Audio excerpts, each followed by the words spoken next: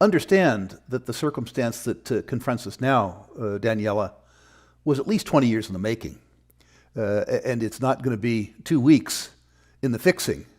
You'll recall, or maybe you won't, you're probably too young, but many of your listeners will recall that when we decided to cure the inflation problem at the end of the 1970s, that the method that we used, which is to say very, very, very high interest rates, real interest rates, worked with regards to the inflation, but they wreaked real havoc with some individual voters, taxpayers, and savers.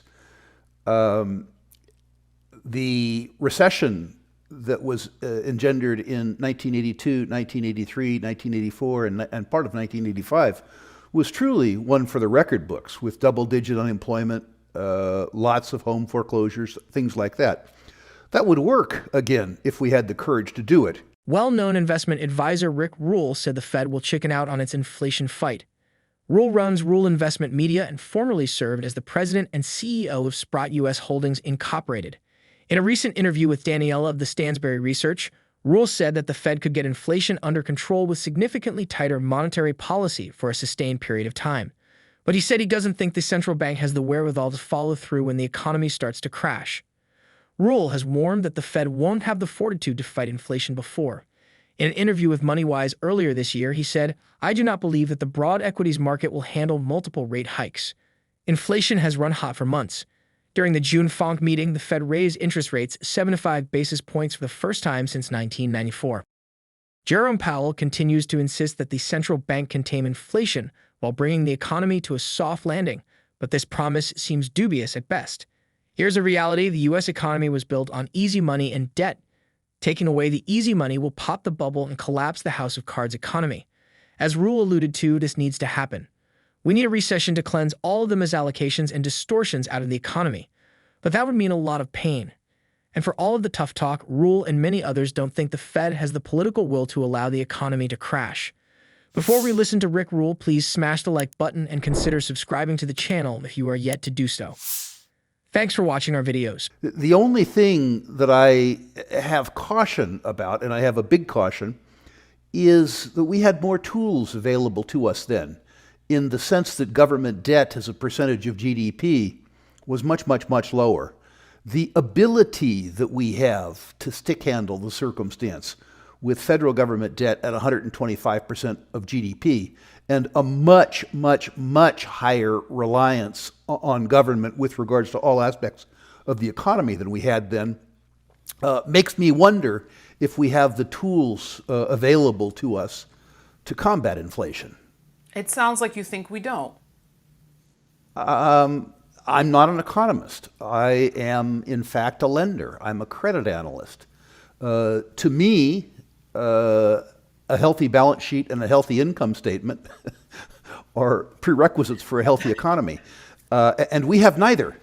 On the one hand, between on-balance sheet and off-balance sheet liabilities at the federal level, we owe each other, that's a polite phrase, about $150 trillion. So the balance sheet's in lousy shape. As for the income statement, rather than having a positive income statement so that we can service the debt, the federal budget is in deficit $2 trillion a year. So rather than working on $150 trillion debt, we're in fact increasing it. So you're right, Daniela. I have a very difficult time seeing an easy way out of this. Now, it does need to be pointed out, in fairness, that we have benefited from 40 years of decent economic growth, Right.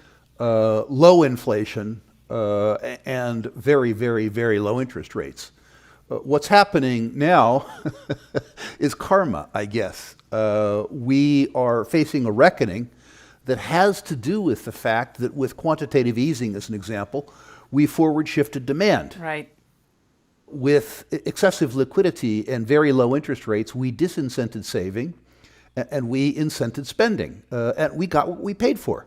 We have a circumstance now where there are excesses throughout the economy. And sadly, somehow, either policy or time, we're going to have to work this out. and I don't know how we get from here to there. I suspect we will get from here to there. We always have in the past. But I do not think it will be pretty, and I don't think it will be pretty in particular for people who forgot to save, people who forgot to invest, or people who forgot to equip themselves with the skill sets that will allow their incomes to keep pace with the inflation. And unfortunately, that's tens of millions of Americans. You just gave me goosebumps by saying that. Just the importance of just being prepared for moments exactly like this. Today's video is sponsored by Margex, one of the hottest crypto exchanges on the market. Margex features a lot of carefully designed features that make trading all of your favorite cryptocurrencies convenient, easy, and lucrative. With Margex, you can long or short any of your favorite cryptocurrencies, including Bitcoin, Ethereum, Litecoin, XRP, Solana, and others with up to 100x leverage. Between now and July 31st, Margex is offering a 15% bonus when you deposit $300 or more. This amazing bonus can be used to pay all trading fees on Margex for up to 14 days. Also, Margex does not require a KYC procedure, and it features a unique AI-based technology, MP Shield, to protect customers against liquidations and price manipulations. How do you get the 15% bonus? Sign up on Margex. This should take no more than 30 seconds. Open your wallet page, which is right at the top of the homepage. Deposit a minimum of $300 in any of the available cryptocurrencies.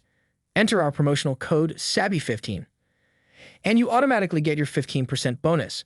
The platform has a friendly interface and is quite easy to navigate. Even if you have never used any other crypto exchange, you can easily find your way around. Plus, there are detailed video tutorials and a 24/7 live chat feature for all users. Remember the promo code SABBY15 for a 15% bonus and other amazing offers on Margex. Please click the link in the description box below to register immediately before this amazing offer ends. I want to get back to your point that you made by saying this is 20 years in the making, right? It's not going to go away in 2 weeks. Should this not be the Fed's moment then, Rick, to undo the mess they did when they came out with, this is all transitory, to be more transparent and say, listen, folks, this is going to get really ugly? I hate to be cynical, Yeah.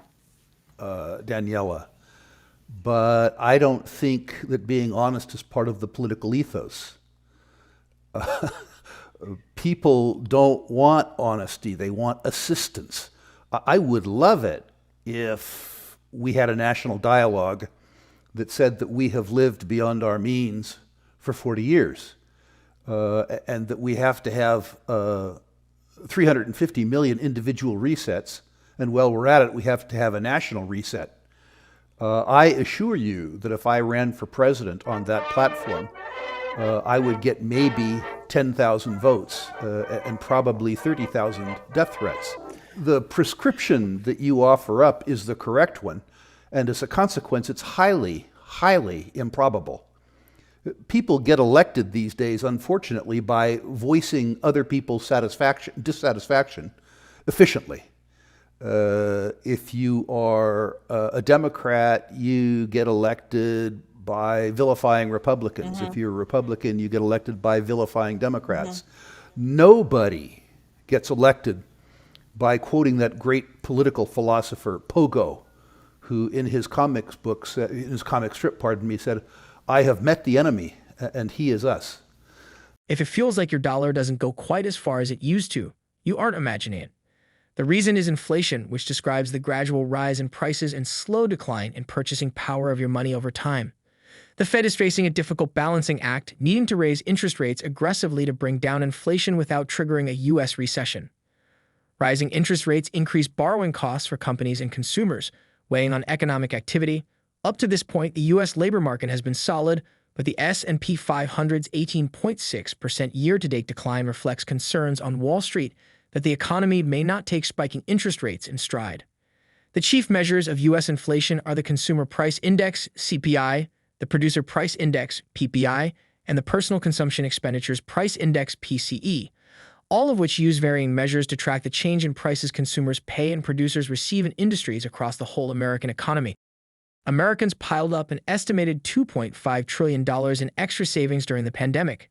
But now that money is dwindling as people use their cash reserves to deal with the worst inflation in over 40 years. According to a new Forbes Advisor survey, a full two-thirds of Americans say they're rating their savings as prices for goods and services spike.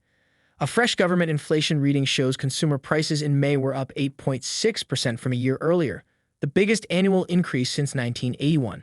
Inflation is hurting workers with wages not able to keep pace. From May 2021 to May 2022, real wages adjusted for inflation dropped 3.0%, widening the gap between earnings and costs of goods and services. Add to that rising consumer debt $266 billion more just from the fourth quarter of 2021 to the first quarter of 2022, and it's probably no surprise that savings are shrinking. Everyone is affected by the recent crypto and general market crash. If you have savings, please use it wisely, and if you have no savings, try and cut down your expenditure as much as you can. For us at Savvy Finance, most of our savings is invested in crypto, and we will continue to buy the dip with any free money we have till the market reverses. Thanks for watching. Till our next video, please stay savvy.